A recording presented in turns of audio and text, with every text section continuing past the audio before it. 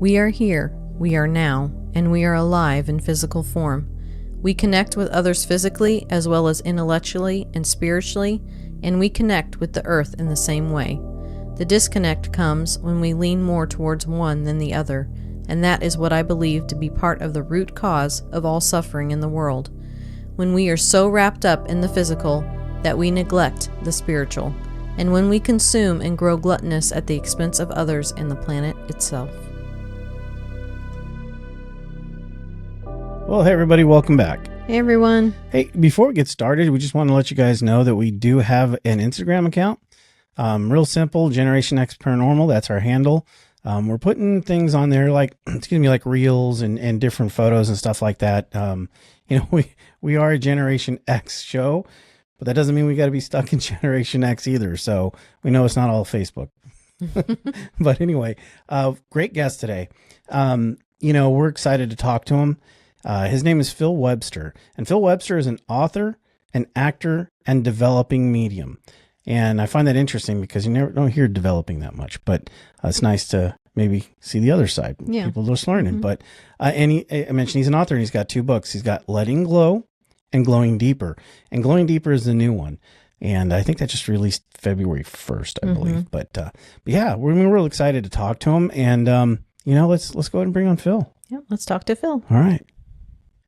Hey, Phill, how you doing? Hey, I'm good, thank you. Thanks for having me here. No, honestly, thank you so much for coming on. We were very excited to talk with you, so we appreciate you taking time. I know that you're coming to us from England, so I know the time difference is quite. What time is it there? Oh, it's not too bad. It's just 6 o'clock in the evening. It's literally just got dark. Okay. So, yeah. Awesome. Yeah, it's noon for us, so we just finished eating lunch. I just finished eating my dinner. Yeah. Well, listen, we're really excited to have you on. We know a little bit about you, but if you could, tell us a little bit about yourself for our audience. Yeah, sure. My name's Phill Webster. I'm based in London. Prior to that, I lived abroad for around 20 years, and just sort of bounced around a bit. I ended up in Helsinki in Finland, of all places. But it was a good base to travel around. Money's good there, stuff like that. So I really got to see a lot, pretty much everywhere I wanted to see. And then, came back to the UK 2017, pursued acting, got to a certain age and thought, well, what would I really like to do if I could just sort of start over again, which I pretty much did. And sort of scratched that itch. And then something that really sent me down this path of going into sort of spiritual practices and what have you, was just an event that happened around when my mum passed away, which just really just changed everything for me and resulted in 2 books so far, and a drastic sort of drastic change of direction. Yeah, absolutely. Being an actor, I know that we knew that about your background, but what are some of the projects you've worked on that maybe some of our audience would know? Yeah, sure. I mean, like when I say acting, I use the word very loosely. Like I'm normally the guy that just walks on and says to the king that we need more men, and then I'll walk out again, and that'll be it. And then that scene will get cut, and it won't make it. But I've worked on some interesting projects. The ones that spring to mind, I suppose, not that I'm visible in it at all, but a popular one was that I worked on Doctor Strange 2. That I was on that for about 4 months or something. Had like a good stretch of work on there. It was interesting to be on a Marvel movie. But yeah, again, barely any screen time. And what else? Sylvester Stallone, Expendables 4. I haven't actually seen it. I don't know how that turned out. I probably didn't make it. This is like my whole acting career. But yeah, I more prominently, I worked on a Netflix show called The Lost Pirate Kingdom, which was pretty cool. Most recently, I went and did 6 weeks in Iraq, like playing the lead in a World War II drama. That was quite challenging. Obviously, not to make light of anything, but especially with the way things have gone now in the Middle East, I was kind of there in October, just as that started started up, and I mean, horrific things happening, but it was kind of I wrapped up filming just as that started kicking off, and I sort of got out of there, and you could feel a shift, and definitely a shift in attitude towards Westerners and stuff like that as well. So yeah, Yes, since then, I it's not really understand that. something that I'm actively pursuing now. I mean, if a job comes up, I'll do it, absolutely. I think I'm working on the Game of Thrones prequel in a couple of weeks, but other than that, I'm still like my all my attention's kind of on the book and you know, sort of these going in this direction. Yeah. Phil, I'd be remiss to say this if I didn't say it rather. And I know this has absolutely nothing to do with our discussion about what the books are about. But Yeah. if you could you tell the people of Game of Thrones not to fumble the ball this time, please? Sure. I mean, I hate to admit it, despite looking like this, I'm not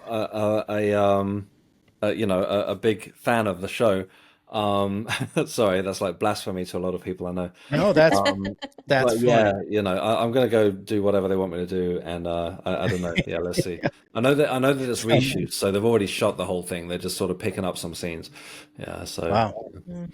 That's cool. We'll watch for you. Yeah. So, can you tell us a little bit about some of your first paranormal experiences? yeah, sure. Like I say, the sort of catalyst was really the thing that happened around my mum passing, and we'll definitely get to that. But yeah, when I was a kid, there were a few things that happened that I dismissed sort of later on. I remember things just like happening around the house, like sort of traditional sort of paranormal stuff, like bangs in the attic, and I remember a couple of things moving around. Um, just random stuff. And as a teenager, I had a astral projection experience.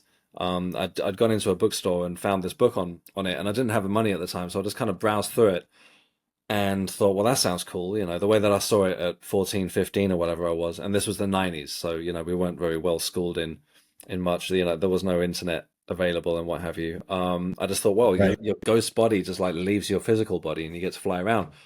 So I thought I'll try that, and I went home that night and very quickly achieved it. And I remember like this separation. I remember feeling laying on the bed, and all I'd done is just concentrate really hard on getting up without actually getting up. And then I felt this separation, and I felt this like amazing feeling of floating up. But what I wasn't counting on, and what really sort of defined the whole thing for me, was I suddenly had a third perspective from the side of the room, which the book hadn't said anything about, and that kind of just was way too much for my, you know, teenage brain to handle at the time. And it just kind of Sure. freaked me out. So I could feel myself on the bed, I could feel myself above the bed, and all of a sudden I was watching it from the side of the room as Mhm. though I had a third perspective on the whole thing. And I was like, no, no, no, no, no, no. That's well, that's like way beyond like my sort of grasp. So I kind of snapped myself out of it, and you know, I remember that night trying to go to sleep, and every time I would sort of drift off again. I would feel this separation again, and it freaked me out. And I remember going to school the next day and telling my friend about it, and he was like, cool, you know, and that was that. And then Yeah. some years later, and I never attempted it again. Some years later, I was watching a TV show, and somebody called in to speak to a psychic, and he described this exact same experience. He talked about the third perspective as well as the separation. And I was like, okay, you know, because I'd kind of dismissed it by that point, and I thought, well, maybe that really was the thing. And then there'd be like other stuff, and I had a couple of, I suppose, awakening experiences, which I guess we can get to in a bit as well. One more profound than another. And again, it would seem that every few years something would come up, but I was never sort of going through life that interested in these things. I always had an eye on the esoteric, but I was kind of, these things would happen and I'd be like, okay, weird, but so what? Like, what do I do with that? You know, and just sort of carry on Right. with sort of practical life. And then, yeah, like I say, this event around my mum passing really made me look back on everything and look at it as though, okay, actually, well, if I look at these things as though they were a thing, then it seems there's something to this. It would seem that there's a, you know, like a pattern here that was kind of leading me towards where I am now. Yeah. Hmm. Yeah, I find that really fascinating because I think that and I don't know that to be the case for you, but I know certainly for me, I kind of grew up skeptical for the most Mm. part. I guess I never really believed in a lot of the things that I talk about now. Yeah. But you know, there's always that profound incident that gets you more motivated, or at least puts you in that vertical, to use a business terminology. But yeah, I always find that fascinating. For me, it was you know, just recently, well, within the last couple of years, I had a brain bleed, and Oh, you know, it okay. almost ended up going the other Mm. direction. But it's Mm. always something that like some sort of catalyst that gets you into that Hmm. frame of mind. With that in mind, what prompted you? Was that what prompted you into learning about mediumship, or how did that work? Yeah, exactly. So, I mean, I've told this story a lot, and apologies if anyone's caught me anywhere else. And this is how my first book, Letting Glow, starts. So th this was really the sort of ultimate experience for me, which really just changed everything. So we've been through 2020, and my mum lived on a place called the Isle of Wight, which is a small island at the south of the UK, and I am based in London, so about 3 hours away, and like that includes like a short boat trip and that kind of thing. Anyway, I thought I was doing the right thing throughout 2020 by, listening to government guidelines, keeping away when we were in lockdown and all that stuff. In hindsight, maybe I'd have done it differently. But it was all new to everyone, right? Did what we Yeah. thought Right. we could. And my mum was 76 years old, so she was in this vulnerable category. And plus, just to sort of connect these stories, I had that Doctor Strange thing coming up at the start of 2021. So I hadn't seen my mum since October. She was supposed to come to London for Christmas. Then once again, the government did like a U-turn and said, yeah, actually, no, don't do that. And then Hmm. I was kind of also, I was very mindful about sort of, getting on trains, public transport, and then catching COVID and giving it to her. I know that that Right. happened to a couple of people, friends of mine, which with horrific consequences. Um, and then I was also mindful of if I caught COVID, I'd be kicked off this movie, and I needed it because it was like a good stretch of work after nothing for a long time. So yeah, point being, I hadn't seen her for a while, and she lived alone there. She lived alone for 20 years, and she got increasingly lonely. And I knew her day-to-day routines. We didn't have any other family there. I knew all the neighbors. It's a very rural place, and she would get nurses that would go by every day, but they would go at lunchtime and they would go like around tea time, around this time now, around 6 p.m. And I never saw them later than Hmm. that. And that was just to sort of help her with her meds and things, just kind of like a home assistance thing. Anyway, Hmm. so with all that groundwork laid, we would FaceTime every day. And on this particular day, about a week into January 2021, I called her in the evening and it was like 10 o'clock at night. I think I spoke to her twice that day already. And her phone was charging on the floor, so she would just sort of keep it beside the living room where she sat. And as she answered the phone, she was leaning in from one side and there was a man leaning in from the other side. And I saw him long enough that I could describe him. He had thinning grey hair, glasses, kind of a gaunt-looking face. Looked like he was maybe mid to late 60s, something like that. And I was kind of taken aback, because we were in a lockdown. Again, I knew everybody around there. I didn't recognize this guy. My initial thought was that, okay, he's one of the nurses, but then and I was instantly thinking, well, they're never there that late. Like, I'd never seen them there past 6, and then they would clock off and go home. Um, Hmm. and I was like, okay. And as she moved, I should say, he went out of shot and she went to sit down. And I said, well, who's that? And she said, who's what? And I said, well, the guy, I just saw somebody. And she said, well, no, there hasn't been anyone here since these people, blah, blah, blah, and started complaining about them. And I could always tell when there was somebody there because she would put on all of these airs and graces. She would like start speaking a lot posher and more politely, and it would drive me nuts. You couldn't get a straight conversation. Hmm. Um, Right. and she wasn't doing any of that. She was just chatting away, complaining about the nurses and stuff that had come earlier that day. And I was like, Mom, I said, sorry to interrupt you. I said, but I just saw someone, I was like, who's the guy? And she said, no, there's no Hmm. one here, and just completely dismissed it and started carried on talking. And to me, it just didn't, I was like, okay, well, my mind didn't initially go to the supernatural. I just thought, well, okay, I guess I was mistaken, but which didn't make sense either, because it's not like iPhones glitch and like show you another face or Right. something like, but that was just kind of Right. my reasoning was like, okay, well, that was weird, but I don't know then. And I truly believe that she was alone. Of course, I wasn't there. I can't 100% say that there's absolutely no chance that anyone was there. But knowing her as well as I did, knowing her daily routines, we were in another lockdown, it was late at night, all of those things, I believe that there's no one Hmm. with her. And we spoke for nearly another hour, and she didn't acknowledge anybody. She went to bed that night. I went to bed. And then the next morning, I got a call from the neighbor that they couldn't get in because she was having a heart attack, and she passed away that morning. So Hmm. through all of the initial shock and the grief and everything that comes with all of that, and it's really like stepping into an alternate universe, as I'm sure I don't know if you guys know or your listeners do, but yeah, when you lose a parent, it's really like losing that one true witness to your life.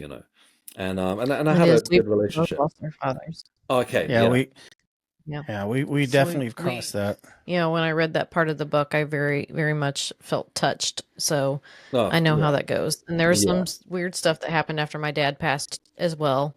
Okay. Um, so yeah, it really touched me, and I could feel your grief in those moments in the book. No, yeah, thank you. That was really sort of the initial Mhm. thing, to just pour my grief into it, and then documenting what I was learning about. But yeah, just all through those following weeks, obviously, it was up there. I mean, it wasn't my primary sort of thought, but it did keep going back to that. I was like, okay, so what are we talking here? Who was that guy? Are we talking spirit guides, Right. ghosts, or what? And I didn't know anything about spirit guides or anything like that at the time. Did And you I was ever get to a point? Oh, sorry. no, please do. Sorry. I was just gonna say, did you ever get to a point during that? I guess during that discovery or that moving into that. Okay, what are we looking at? Did you ever hit that point where like, okay, I'm just maybe I was tired, I was hallucinating, any of the above? Do I need to move past this? But were you just kind of hung on that view that you just couldn't let it go? Yeah, I mean, I know that I'd seen him like 100%, and there was no.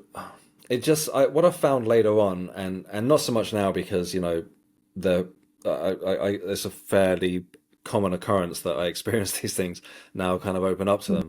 But what I found in the early stages of learning about mediumship and stuff like that was that we'll have these experiences, and they don't typically sit in your brain in the same way as normal stuff does, like we sort of go Hmm. about our Hmm. day, we hear things, we see things, we touch things, all of that stuff comes in through the five senses. And I mean, okay, I suppose that one was a bit of an exception, because I actually physically saw somebody.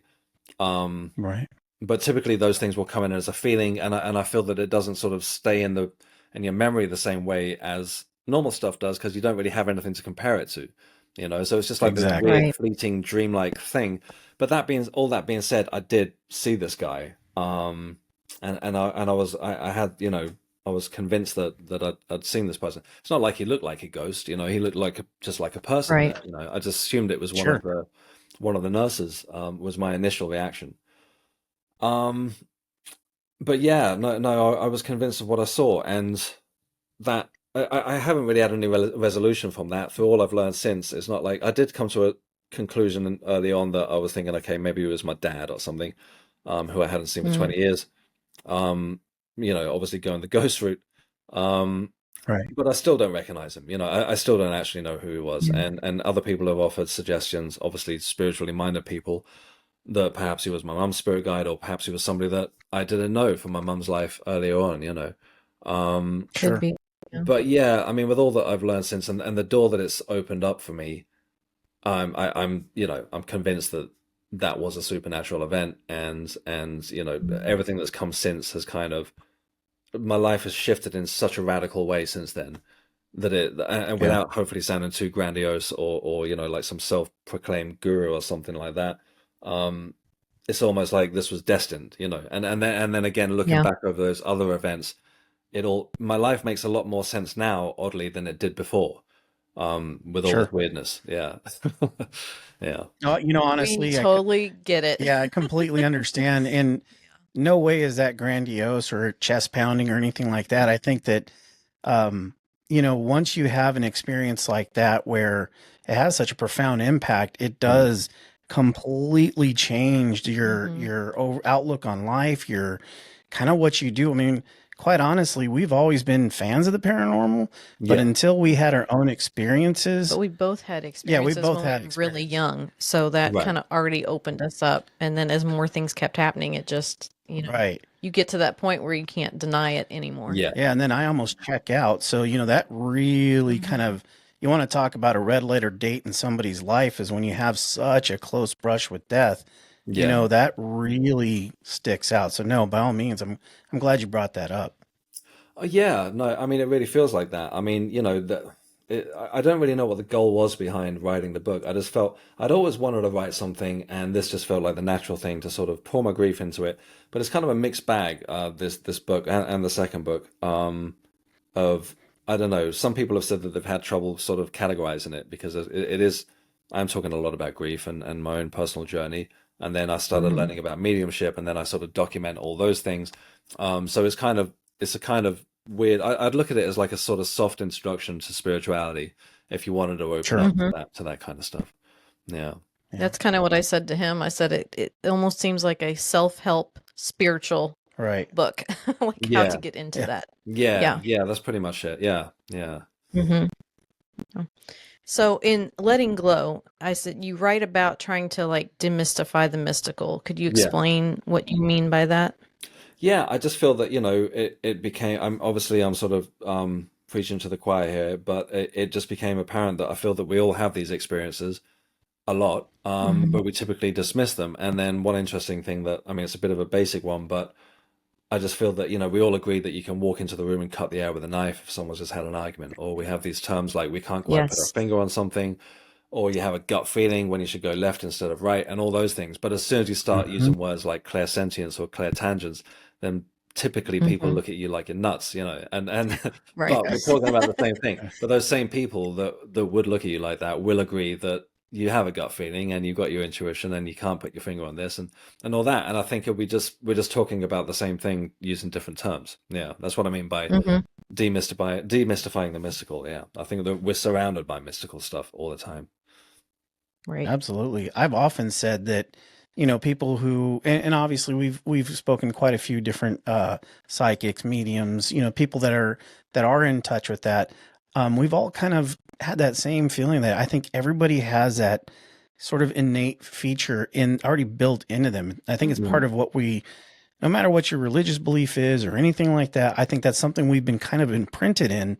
And because we're no longer utilizing that, Yeah, oh, I don't know, we'll call it third eye or whatever you want yeah, to call it. yeah, Because people aren't utilizing it, it can go away. You're not, it's like a muscle. yeah, It's something that everybody is sort of, I mean, honestly, I think that's what kept us from getting, obliterated. And, depending on what you believe, if you were out in the bush or if you were out in, in the jungles and you're mm, surviving from a human race, this is how I think humanity, Mm-hmm. kind of propelled themselves forward. Yeah, absolutely. and Yeah, what I find interesting is every medium we've spoken to, one of the first things they say to us is, I'm not special, you can do what I do. I've just mm, learned how to connect again. Mm-hmm. And most people talk about how we've just all forgotten it. Mm-hmm. Like just all of our ancestors, like even the pagans and the druids and stuff, they knew how to connect to the yeah. earth, and we've just all forgotten it. Whether we were forced to forget it or just was lost in time, that we originally all could probably do these things. Yeah, there's so much to what you just said there, especially with Mhm. what saying about whether we were forced to forget it, and if you look at like witch hunting and stuff like that, which I go into in my Right. second book, that there does seem to very much be an element of trying to suppress that when people were getting a bit too spiritual and a bit too liberal with their beliefs. So it's like, okay, no, no, no, it's like this. You need to worship this. But yeah, just Right. going back to further what you both said about sort of what I find is okay. There's a lot of meditations in both books, and I felt that that was really key in sort of sort of peeling away the layers and then getting back to that core. I was in my circle the other week, my mediumship development circle, and the lady that was leading the class talked about sort of getting to that place, back to that that real sense of ultimate self, where you sort of strip away the thoughts. You're not all this, madness going on over here. And when you start to recognize that kind of inner voice and get in touch with that, flame inside, for want of a better expression, try and describe it. And you can't describe it. When you sort of Hmm. strip away the personality, you strip away everything and you get back to that very, that me, that I am connected to everything.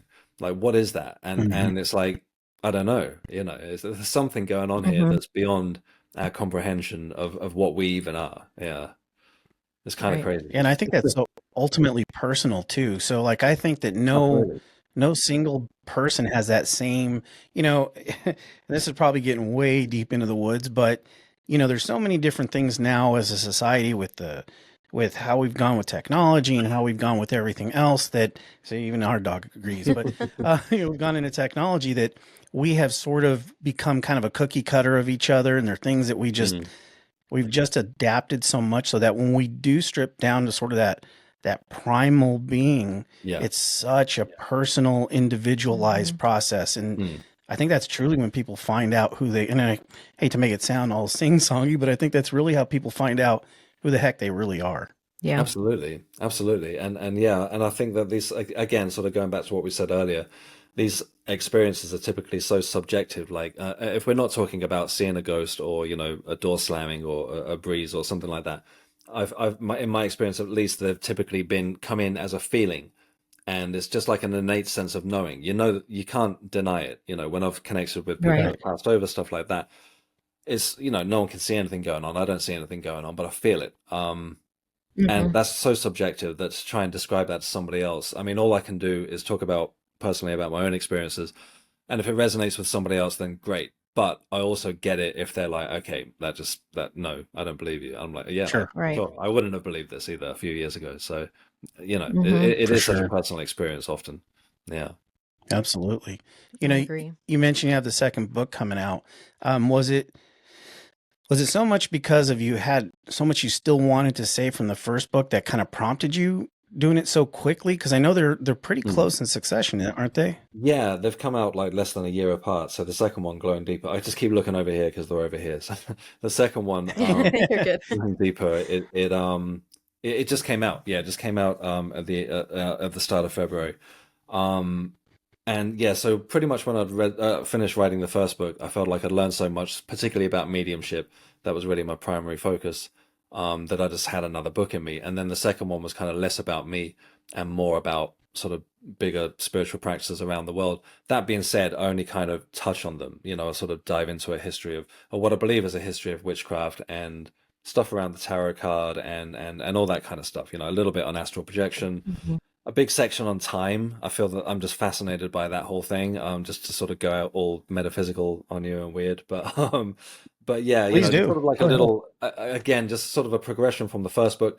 But then again, looking back on the second book from where I am now, I feel like that was baby steps. But again, I feel that they are a good sort of introduction if somebody was interested in going this way. And again, they very much lean towards mediumship. Yeah. Mhm. That's great. Yeah. So, the synopsis of Glowing Deeper claims that the reader can accomplish their wildest professional goals, right, by revisiting their earliest hopes and dreams. So, how do you deliver on this? Yeah, I mean, I feel that that is like sort of ties in as well to my own story where when I was saying I came back to the UK 2017, pursued acting. It wasn't really out of a desire to perform or anything like that or be seen or anything. I was just like always obsessed with movies and I thought, well, that is like a logical way to get into them. Since I don't have any experience as a director or any education in any other sort of field around filmmaking, so acting seemed like the logical sort of easiest way to get into working in films, and I sort of came to that conclusion by it felt like a reset. I'd been away from the UK for so long that when I came back, I was kind of hit with all of these, I don't know, this nostalgia and emotions and all that kind of stuff. And it really sort of very quickly sort of took me back to like when I was a kid, what would I really have wanted to do? And I'd hit my 40s and I was like, all right, let's just be honest, because I've never really found that thing. I never wanted to be a fireman Mhm. or a dentist or anything like that. Um, and I thought, what would I really want to do? And I'd always been obsessed with movies, and that seemed like the logical sort of thing to get into. Like I say, I feel like I've kind of scratched that itch now. I wasn't under any illusions about setting Hollywood on fire in my mid Right. 40s or anything, but it opened up a lot of sort of creative arenas in my life and other people and stuff like that. So yeah, in the second book, Glowing Deeper, there's a meditation specifically to sort of go back and really I'm a huge fan of guided meditations. Obviously it's in book format, so you would have to record it and play it back to yourself, but yeah, like guided meditations, I feel like they're so powerful to be able to sort of go on a journey. And I feel like, yeah, one of them is just about connecting with your childhood self and sort of tapping into that innate sense of wonder again that we all definitely lose along the way. And I feel like just around that subject itself is like a whole thing. If you look at like your dog, they'll play their whole lives, but we kind of lose that ability or we sort of grow out of it. And I feel like it's such a natural thing that, you don't have to be embarrassed by it. Just sort of tap back into that childhood stuff. Sure. Yeah. Oh, that makes perfect sense. I mean, you know, it kind of resonates a little bit with me because I turned 50 this year, which Oh wow, it just don't still look it. blows my mind. Yeah, me. Well, I'm thank you. I close. appreciate it. Yeah, But thank you so much. But, it's funny, we really kind of just started this really a year ago, getting closer to a year and a half. But we had no inspirations of setting YouTube on fire or anything else. Now we've done well, which we're very happy about. But what I yeah, think we've done is just driving that thirst. And I think that's part of what we do is kind of continuing that thirst for knowledge of the things that yourself and a lot of other people have talked about. So yeah. yeah, and you mentioned being in Doctor Strange. Now, honestly, for our daughter, you're going to be a superhero anyway. She loves the So yeah, Marvel she loves stuff. Marvel. All right. But yeah, yeah. But anyway, kind of tying it in a little bit. One of the interesting sections of your book is that you dive very deeply into metaphysics of time and living Mm. in the now. And I find that incredibly fascinating. And it is something that I have learned to understand the difference between the two. And I know that you'll explain a little bit more. But yeah, tell me a little bit about what you can elaborate about what inspired that. What inspired it is a somewhat of a dark story, and I don't want to, sort of take it down a weird avenue, but I had like, well, what I look back on as a spiritual awakening, which I didn't recognize as that at the time, even though people told me it was. I woke up one morning in my mid 30s. I was living in Helsinki. I was running bars and clubs, so I wasn't in the healthiest kind of environment, just like sleeping all day, working at night, seeing drunk people all the time. I wasn't that Sure. healthy myself. But I woke up on this particular morning. I wasn't hungover or anything like that. There wasn't any alcohol, drugs, nothing involved like that. And I was just kind of like musing over the idea about how we only have this one moment of now, like all the time. Everything else is just kind of a memory of the past or like an idea of what we'd like to, project into the future or think where we're going to go. But we only ever get to experience the moment of now. And I was kind of like, well, this moment's here right now. Where did it just go? And it's not like the first time I Yeah. thought of this or anything like that. And I'm not definitely not the first person to talk about it. And smarter people than me know how to talk about this better. But I was like, all of a sudden it seemed absurd, and it sounds a little bit like stoner talk or something, but I'm like, seriously, where is that moment? And it was just here, and my brain's telling me that it's now on this timeline behind me. But where is that? Hmm. And something Yep. shifted that morning, and it was really profound, and it was powerful, and it was terrifying, and it was all of a sudden, it's like my brain just changed gears on me, and as though I was just sort of transported over here and just observing my own thoughts. And all of a sudden, linear time fell away, and it was just like now, and then it was just like Okay. now, now, now, and it didn't stop. And everything, like I say, like everything that had come before, I couldn't just switch. I just couldn't switch off and drift off into my thoughts again. It was like an ultimate awareness of where I was right there, right at that point, and it just didn't stop. And I suddenly couldn't think, okay, well, what am I going to eat for lunch today, or what did I do last night? It just disappeared. It was just now, now, now, all the time, and it was as though like my brain were made of crystal and like moving along to some new frequency or something. And I initially tried to walk it off, and that didn't do anything. I went to work that night. I was sort of barely hanging on.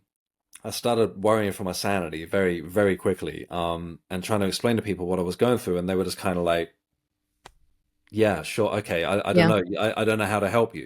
I sounded nuts, Hmm. and just saying that, I must sort of admit as well, I don't want to dismiss anybody with a mental illness or anything like that. I think mental Sure. illness Yeah. is absolutely a real issue, that people struggle with.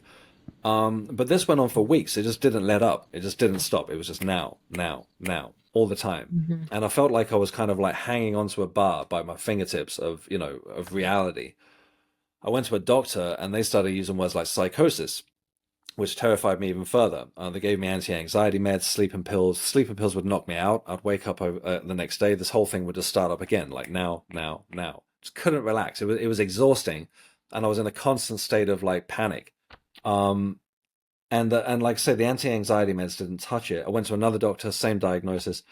To sort of get to the point, a couple of months in, I was like, okay, well, if this is the way my brain's working now, I'm out of here. To be honest, I was like, this doesn't work, and I didn't see any tragedy in that. And I found a therapist who was a hypnotist, and that's what attracted me to him. And I was like, okay, just like zap this away, man. Like I'm, I'm losing my mind here. I just want to get back to the herd. and he listened to me, and he was the first person that had truly got what I was talking about. And he said, well, he said, no, no, no. He's like, you're fine. He said, this isn't you, sort of losing your grip of reality. He said, you're seeing ultimate reality. He said, this is an awakening. And I was like, sure, just make it stop. And then he started Right. using words like he was calling me a mystic. And I remember feeling really awkward about that and almost embarrassed for him. And he said he couldn't hypnotize me. He said that's not how it works. He gave me a very basic grounding meditation, which I did, and it almost instantly sort of brought me back online or back offline, depending on what way you want to look at it. And Right. and I had to do this meditation every day, and very, very gradually it would sort of give me a few hours of peace. So I would just be like, I'm back, I can, like, I'm part of this, whatever this whole thing is. And here comes my cat, forgive me. Hey, And by all means. I just looked over at our always, dogs because they were making noise, so sure. um, but yeah, it was a terrifying experience, but and it probably took me for the most part a year to get back to sort of, rejoining the everyday reality. And through it, my ego was smashed to pieces. I came back a lot humbler. I came back, not sweating the small stuff anymore, and it sort of made me reevaluate everything. Move back to the UK, pursue acting, and sort of get in touch with all those things about, I've just been Hmm. wasting time. But for forgive the pun, but yeah, it just gave me a whole different spin on things, and I found it since to be sort of very useful, especially in meditation, to just really just tune into this moment. I can do it like in a second. Um, and it just, the whole thing is freaky. So that was my experience with it. But to just go a little bit further, what I find fascinating now is, a lot of people in spiritual communities, they're talking about shifting timelines, and we're talking about Doctor Strange and multiple realities and all that stuff. And what is Mhm. just Right. really mind blowing about the whole thing is that if we have only really truly got the moment of now, and this isn't just some sort of woo woo stuff, science talks about this, in the realm, in quantum physics and stuff like that, then it means the possibility that everything that's ever happened is happening right now, and everything that could possibly happen is here right now in a sort of suspended state of possibility, which is just mind blowing. And that's just us dealing with Hmm. our Yeah. day-to-day life. When you take everything else away, this is how we function. This is a real thing. And it's crazy, for want of a better word. If you go left or you go right, then you shift to a completely different new reality based on what you did, you know. Right. Right. Like it's so, I mean, we do it all the time. We literally do it. We make decisions all the time. But one thing I've been Hmm. talking about lately is, I've got the possibility now to fling this laptop at the wall, run out into the street singing naked or something like that, and I'd get arrested. My fiance would be like, "What the hell are you doing?" And everybody Right. who Right. I interacted with and what she did would just shift us all to a completely new reality than if Right. I Yeah. just sat here, talked to you guys, had a cup of tea afterwards, and we watched TV. We do Hmm. it all the time, and it's to me it's mind blowing, and that's just that's living. Yeah, Yep. I couldn't agree more. It's funny when you were talking about that. I'm always reminded of this is going to be funny in a way, but I was recently, not that recently, but I was at an Aerosmith concert, and Nice, nice. and whether people are fans or not, it doesn't really matter. But I'm a huge fan, Yeah, and this was, I guess, probably right before. Actually, it was before the pandemic. I remember that, Yeah. and I'm like, God, this is a classic rock group. People, I'm so excited, and I'm not kidding you. As soon as that concert started, everybody had their phones up, okay, mm, and they're recording it. yeah, And I remember thinking to myself, I'm like, you guys do realize you have arguably one of the greatest rock bands of all time yeah, right in front of you, but you are filtering out your reality. So yeah, what's interesting about, the only reason I bring it up is I remember having that thought, and then what happened to me. And now to me, it's changed so much more. It's become more drastic. I try to live so much more in the now mm, because I do know that, at some point there's going to be an alternate reality for us all, depending on yeah, whatever your belief system is. But, yeah, but no, I always find that profound with people who saying, not just live in the now in our current environment, but knowing that living in the now is much more broad than that. Not just mm, living in the situation that you're just in. I mean, yeah, I could take that MacBook right there, which we practically had to refinance our home for, and then throw it against the wall. I could run out in the streets naked, but we're in a pretty rural area, so nobody's probably going to see me anyway. But still, I just find it interesting that so much of our current society is living in a kind of like this predetermined kind of cookie cutter nonstop, Mm, mm. fed. Now, don't get me wrong; it doesn't get lost on me that we have a YouTube channel and we are part of that. But I hopefully what we do is bring more, more attention, and I think that's part of what I'm trying to say is attention. Having intention is so much a part of it. And Absolutely. anyway, I could Absolutely. I could drone on for hours about it. Mm-hmm. Yeah, Well, and I'm glad that you brought up the meditation because I think it's so important for us to just stop with so much technology, and especially here in the US, it's go, go, go, Mm, nonstop stress. Like there's so much pressure to just, be the best, and everybody compares themselves to others. mm, And I mm, think it just, people can't connect to anything anymore. I mean, mm. there's always a screen in their face, or I don't know. I don't like that life. I've taken a lot of steps to come back from that. And I do yoga, and there's always meditation at the end. Mm. And it helps me, I just on a daily basis, just to kind of take some focus on myself, and think Yeah. about myself for maybe, 30 minutes out of the day, which people don't even do that anymore. So can you talk to us a little bit about, your meditation and what benefits you from doing that? Yeah, definitely. I mean, prior to sort of looking into all that I've looked into lately, I worked as a personal trainer, so I was kind of aware of meditation, but I'd always looked at it as this kind of, I don't know, I didn't really understand it. I mean, I still don't really understand it, to be honest, in a way. But until I had that experience with that therapist that gave me that very great basic grounding meditation, which was just life saving, like, or at least saved my, Hmm. sort of um, gave me clarity again, and sort of brought me back to a sense of self. That I realized like how powerful it was. That being said, at the time, it's not like I just suddenly, became a monk or anything. I just once I got better, I was like, great, I'm back. I'll forget about that now and carried on. But especially learning about mediumship as well, I feel that ability to be able to just again, I'm definitely not the first person to talk about this, but when you sort of realize that you're not your thoughts, that you don't have to get caught up in all of that, that you're this observer at the back, then it really connects you with the here and now, and going into mediumship when you're able to sort of separate that, that consciousness of yourself that's not caught up in the identity and all the stuff that's just trying to be like, hey, look at me, look at this, look at that, look at that. Do you remember that guy in the red hmm t-shirt? Reminds me of that kid that you went to school with. And then there was that, and you just got this constant barrage of thoughts going on.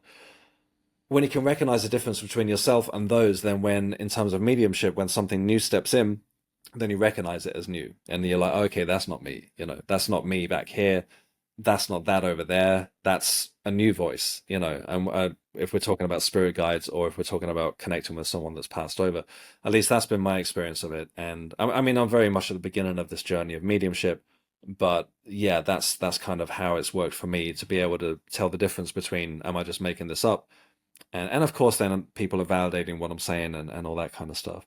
But yeah, I think that meditation is, amongst all the other sort of practical benefits, if somebody wanted to learn about mediumship, that's definitely the key to open the door to that. Sure.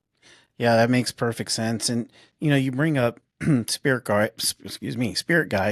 And for my culture, I'm half Scottish and half Native, and All right. Native American. Yeah. And spirit guides, on both sides, quite honestly, are very important to cultural beliefs. But you mentioned speaking with them. What was the first experience in kind of reaching out or speaking with a spirit guide? First experiences were, I was training with a couple of different mediums, and just doing workshops, and I was doing whatever I could to open up about this. And really, the primary goal behind all of this was losing my mum, missing her like crazy, and just wanting to know that she was all right, that she continued, and selfishly, that I wanted to sort of have that reassurance that she's still around me. Um, so that was really like the motivator behind it. And I had a couple of experiences. I wandered into a spiritualist church and things like that, and amazing stuff happened. But yeah, just to go directly to your question, one of the early workshops that I did, I think I was doing one. It was with Gordon Smith, who's a popular medium over here, and James Van Praagh, who's over there with you guys. They were doing like a joint workshop. It was all online. But I remember in the meditation, very much just having the sense of there was suddenly a cluster of people over there, like a cluster of figures, and I was like, all right, okay, that's them. I don't know, it was new. Um, and I sort of went from there, and then everybody in there, and no disrespect intended by this statement, but I always find it fascinating that everybody claims that they've got a Native American spirit guide. I'm like, really? Right. You have No, one that's too, true. They Very do. true. Yeah, there's like, oh yeah, I've, for example, that a middle-aged lady in Slough, south of London or something, is living in a council estate, and she's got her Native American spirit guide. I'm like, are there that Right. many of them to go around? Like, this is, I'm not dismissing anyone's experience or whatever, but and I was just like, okay, and as I got to know mine, I did have lo and behold, a Native American lady sort of presented herself to me, and I wasn't expecting a female, so that kind of threw me off. But yeah, I remember seeing this, and I'd been looking into that right in the second book. I've been looking into shamanism and different traditions, so I Mhm. thought, okay, well, it's no surprise that in meditation I've seen this Native American lady present herself to me, like appear in a different way again in that, and this was like in the early days. I mean, it's again still early days, but this was like when I was kind of recognizing if that's a thing or is that just my brain. So I kept an eye on it, and then the next night I wandered into a spiritualist church here that I'd been to a handful of times, and essentially you have a medium given a demonstration of mediumship every week. You can just walk in, no money exchanges hands. On this particular night, nobody really showed up, and I got chatting with the medium there, and he started talking about, do I have a Native American connection? And I was like, well, no. Weirdly enough, like I am connected to the States through my biological grandfather, but then he started describing what I'd seen the night before. This spirit guide that I'd seen the night before, like described her perfectly, and then said, "Well, I believe you've met her already, right?" And I was well, yeah, actually yesterday, So it was Mhm. really odd to get that validation from somebody that I hadn't told anything to. So I've gone from there, yeah. But anyway, in terms of spirit guides, I just feel that they're the really sort of the medium between ourselves and those that have passed over. Um, I'm learning more about them. I'm writing a third book now, which seems to be turning into something else. I believe I'm channeling it, which is again just a whole other thing in itself.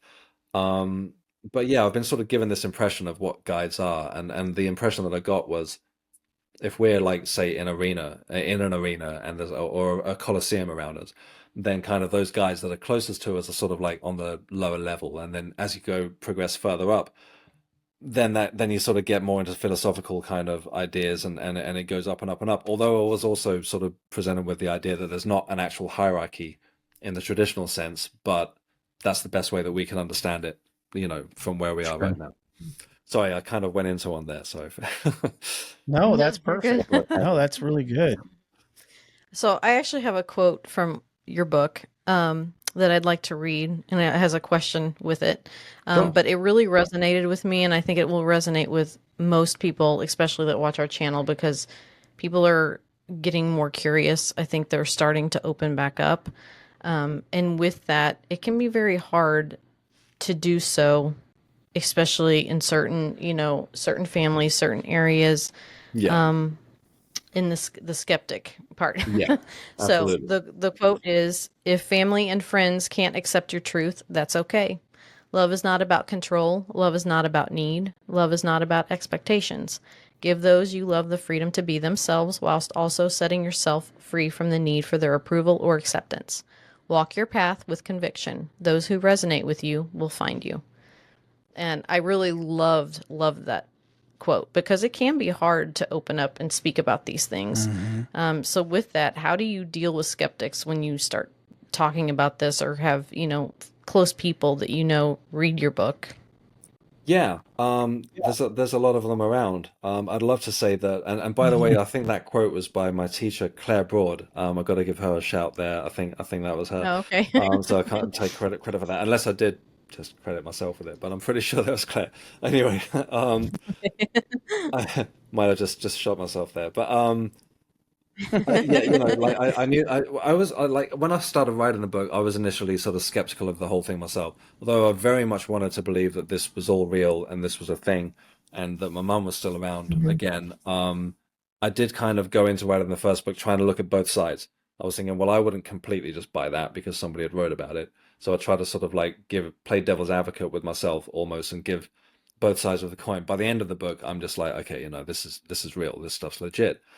I've definitely got a lot of friends that definitely don't believe anything that I've wrote about. And I get it. Again, I wouldn't have believed half of these things, and I still don't. Like you've said yourselves, I don't just buy into every single thing because it's like out there or spiritual or anything like that.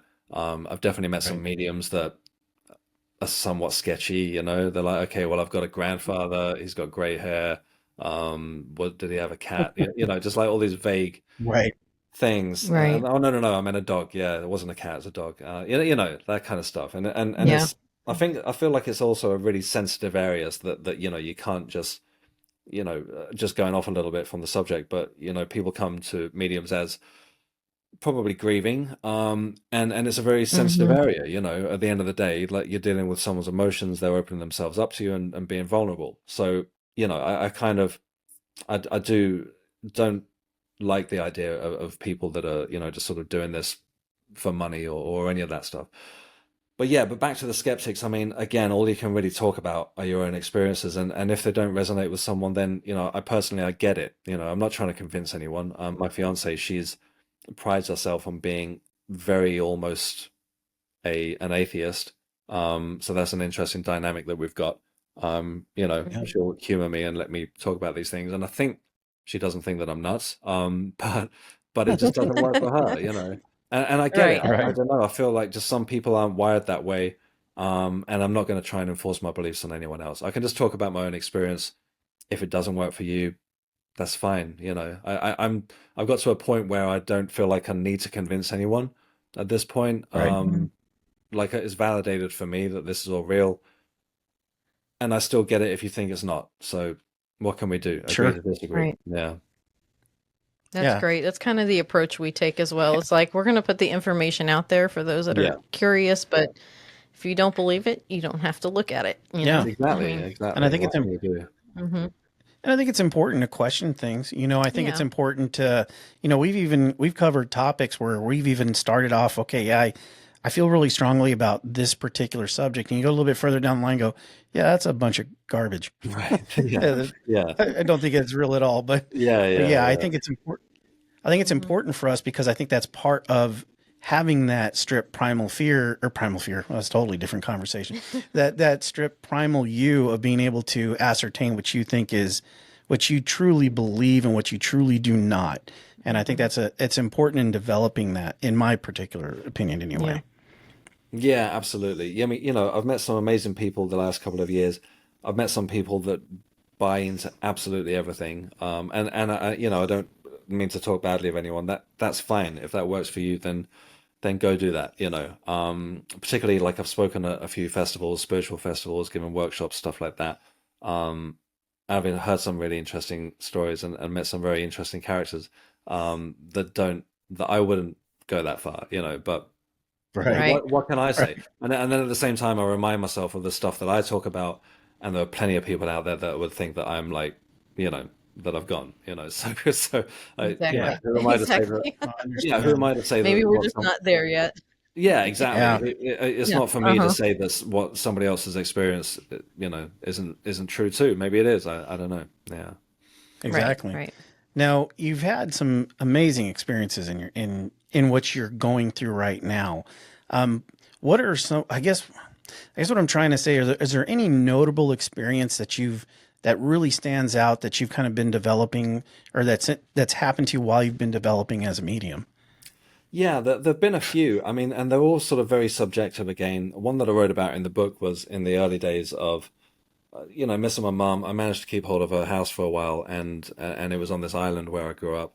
And I would just go there and sit there and just grieve, and just cry and all that stuff. Hmm. At the same time, I was starting to write the book. I was asking for, some sort of sign from spirit guides and all that kind of thing. And I was sort of so thick into the grief that I think that that it wasn't coming as quickly as I wanted it to. And one night, I went down to the beach and I was crying. And I think I'd had a few glasses of wine and I was just, I remember there were like fishermen lined up along the shore. It was quite late at night. It was dark. And I was just full blown streaming, snot everywhere, horrible, just like a mess. Yeah. And I was asking guides, I was like, okay, just give me something, like if this is a thing, because I met a couple of mediums that were like, okay, you're going to be a medium. This is your path. This is your thing. And I'm like, okay, well, I'm doing everything right. I'm meditating every day. I'm doing all this stuff, and nothing seemed to be progressing. And I was like, okay, just give me a sign at this point. If you want me to do this, if I'm supposed to be doing this, as if this is a thing, just I need something. And I turned to my left, and there was a cafe on the beach, and it had like a specials board, that people would write on chalk in. And this was out of season. This was like October, November, something like that. Um, and then my name was wrote on the board, like in chalk, just like Phill, like spelt how I spell it with two L's, and Wow. and it said hi, Mm. like Hi, and it said it everywhere. It said like hi, hi, hi, hi, hi, hi, hi, hi, hi, like Phill, and Wow. then lots of highs. And I was like, really? Okay. Like, I'm like, I sort of had to pinch myself, and I took a picture of it, with my phone, and I was like, well, okay, thanks. That Yep. I Yeah. guess that's my answer. And I mean, I don't think that, a piece of chalk magically, went up there and started writing while I was sat there. But I feel that, if we go back to like, time not being what we understand and all that kind of thing, I feel that Mhm. whatever it was heard my plight and took me to the place that would give me the literal sign that I was asking for. That was a notable one in the early days. Since then, yeah, just developing as a medium, lots of interesting little affirmations that I'm always amazed. I'm still kind of, I don't know if anyone ever gets bored of this as they develop into a medium. And I also must say that I don't feel like mediumship is like my final destination. I feel that it's part of whatever this journey is. But I don't feel like I'm going to be, that I want to be a medium, that I'm standing up there on a platform, all that kind of thing. Right. But yeah, being able to give people validation and knowing that I didn't know that. And one of the most, it's kind of a cute one in a way, in a development circle. I met a lady that showed up and I'd never seen her before. So we were practicing as open ourselves up, opening all the chakras, that kind of stuff, asking our guides to come in, and then give this person sat in front of me some information, like a pretend client or something. And first of all, I got like what I believe was her dad, like I described him physically, and she was like, "Yeah, that sounds like my dad." And then the next thing I got was like, and I was at that time, it helped me to sort of imagine a blank screen. And I was just like, okay, let's wipe the screen clean.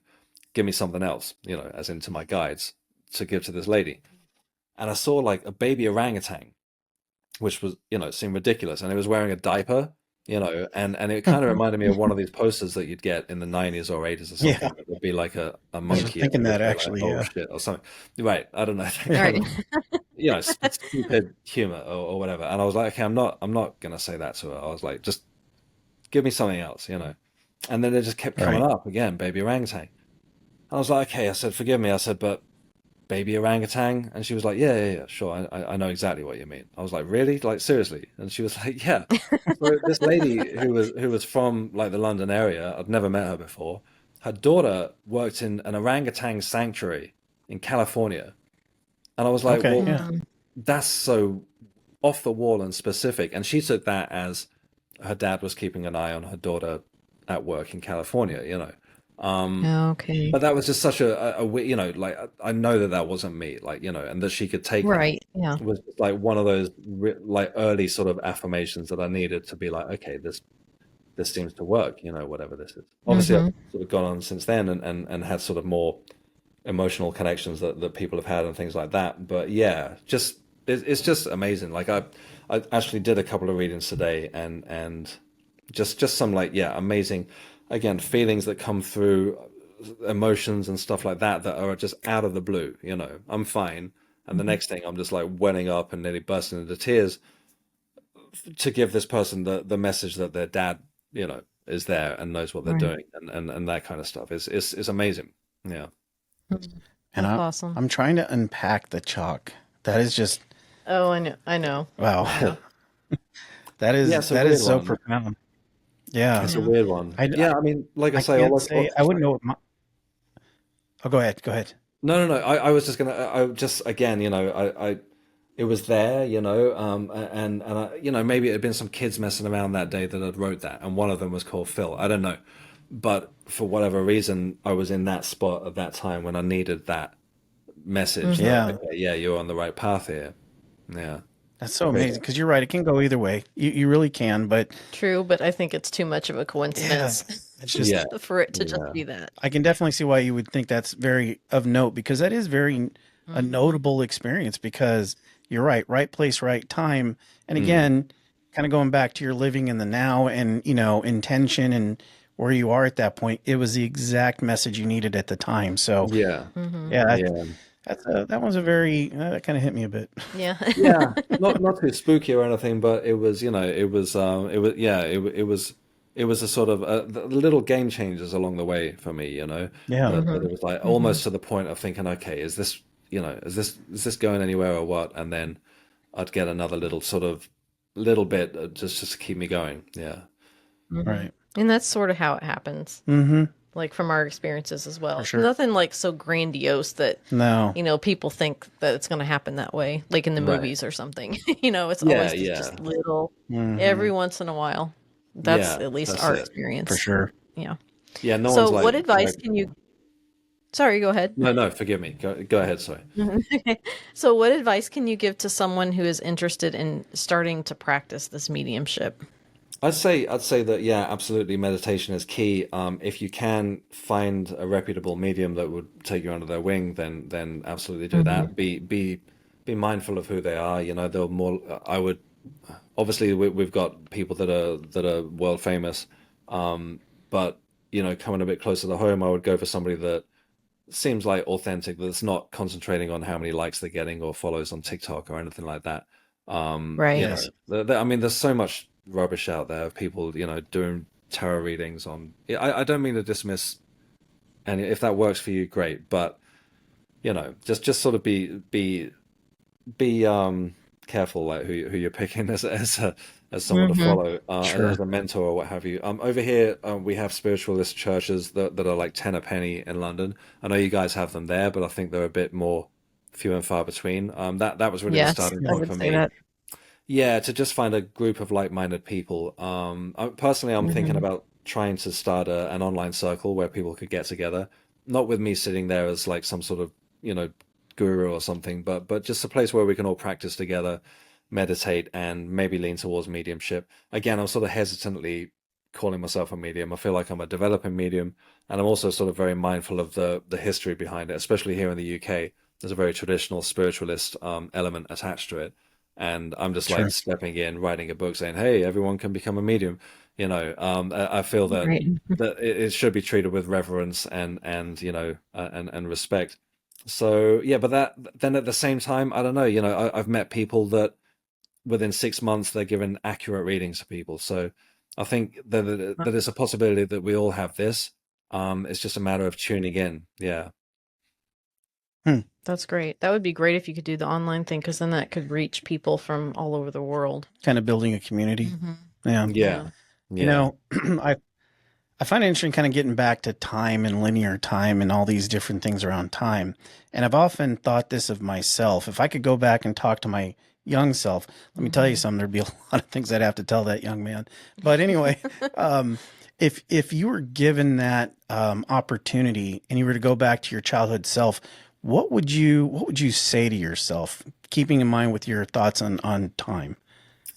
I'd be with, sort of stick with the weird, don't try and sort of conform to make other people feel comfortable. That's with Mm-hmm. hindsight, I can see that was completely what I did. I would take the back seat, I would like let others take the lead, then that so as not to upset anyone, to make other people feel comfortable. I always felt like as I'm sure a lot of us do, out of place. Mm-hmm. I always felt Yes. like a bit of a weird one. I still sound like one now. Yeah. But that's all right, to just be like comfortable in that, and yeah, just aim for what you really, get in touch with that core self, and go for what you really want to do, rather than what everyone around you is telling you to do, because they don't know what they're doing either. They're just No. Mm-hmm. just figuring it out. Yeah. Like one interesting thing, like Absolutely. lately, I'm 48 now, and I'm like, oh, okay, I'm just kind of over the age that my dad was, when I was like 8 or something, and I was like, okay, he was just winging this thing, like we all are. Mhm. It's like, Yeah. yeah, just go with your core belief. I also feel that one interesting thing that I often say is like, don't confuse intuition with impulsiveness. There's a fine Mhm. line between sort of tuning into your core self and really going for what you know as you, and then just sort of making split decisions on what feels good. So I think it just takes time to find that inner part of yourself that just connect with that.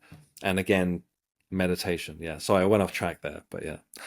No, No, I you're think that's good. perfect. You know, again, thank you so much for being on. We're kind of getting towards the end here, and I think it's really important. I know you mentioned that you got a third book coming out, which is that something you've already kicked off, or? Yeah, I'm about halfway through it, but it seems I thought it was going to be these books, Letting Glow and Glowing Deeper, my first two books. They're part of what I believe will be a trilogy, and I thought this third book was that, but it's kind of going way, way out there. It's Mhm. yeah, it's almost going like I hate to. No, I'm not even going to do that. I'm not comparing myself to Neil Donald Walsh or anything like that, but it feels like it's bigger than me, and I'm writing this stuff and reading it back, and I'm like, okay, I don't believe I wrote that. Let's see how Mm, it turns out. Yeah. Right. sure. No, I understand that 100%. Yeah, I mean, it's been great to have you. So we've got a pretty vast audience. What would be some of the best ways they can reach out to you? Kind of getting in touch with you and maybe planning on offering mediumship services or courses or anything like that for our audience, or just your own readers, or kind of Yeah, how would they sure. get in touch with you? Yeah, no, yeah, I've had a few people get in touch lately, and I'm always happy to hear people's stories. I'm always interested in that. And somewhere at the back of my mind, I've got an idea of maybe writing something else, other people's stories. Let's see. But yeah, I've got a website, philwebster.com. That's Phil with two L's. If you don't put the two L's, I think you get like a blacksmith in Yorkshire. So yeah, philwebster.com.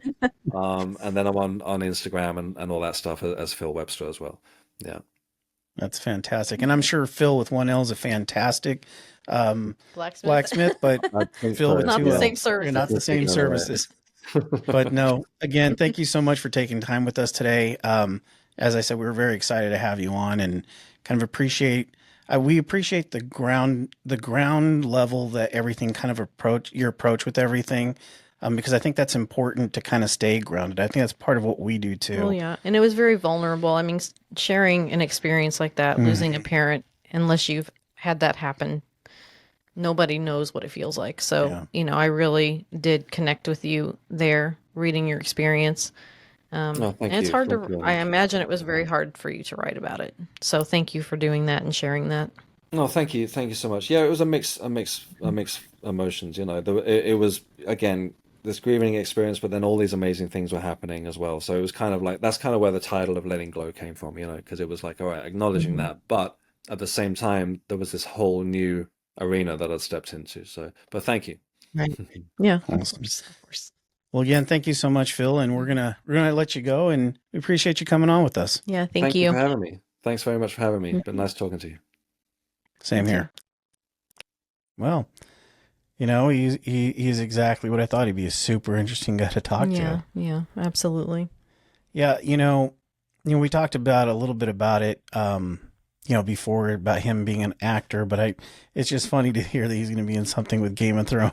It's pretty Hmm. cool. Yeah, I'm gonna watch for him. Yeah. Oh, I am too. Yeah. Yeah, he's so much fun to talk to if you hadn't guessed. And we spoke to him a little bit before we got started, but super nice guy. Right. I think the thing that I take away from this that I find really, really comforting is how grounded he is. Hmm. You get to do what we do, and you meet a lot of people from, different belief systems, and, they all come from different walks of life, but you always hope that they maintain that grounding sense. And that's kind of what we do with our show. We try to stay as grounded and middle of the road as we can.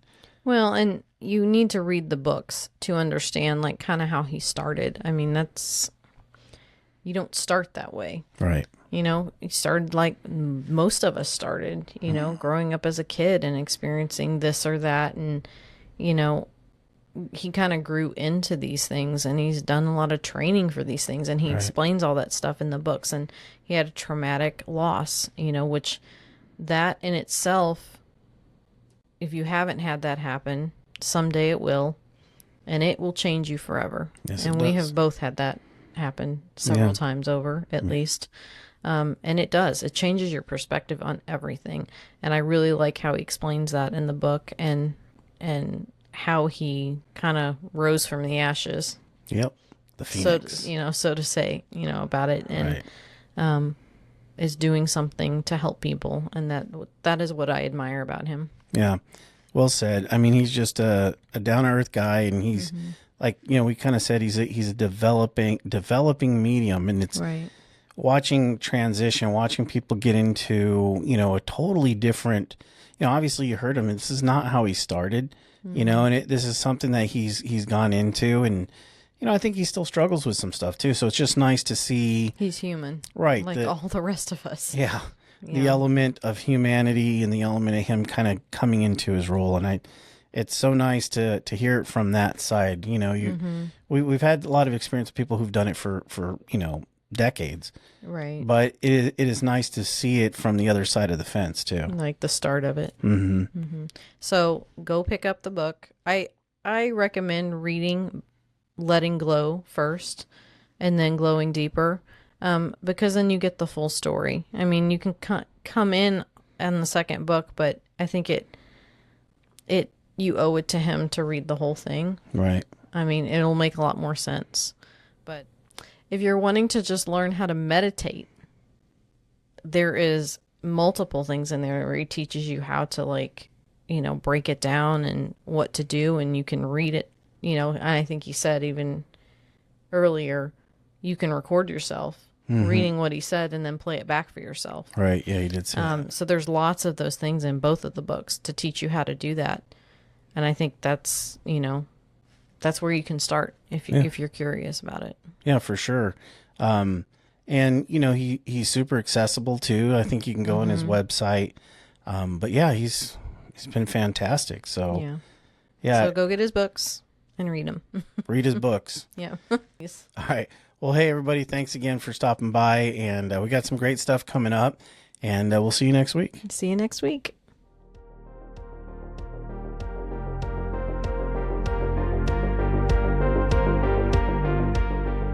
Music by Carl Casey at White Bat Audio. Check out our YouTube at Generation X Paranormal. Also, check out our Facebook, Generation X Paranormal Podcast. Love to have you. See you then.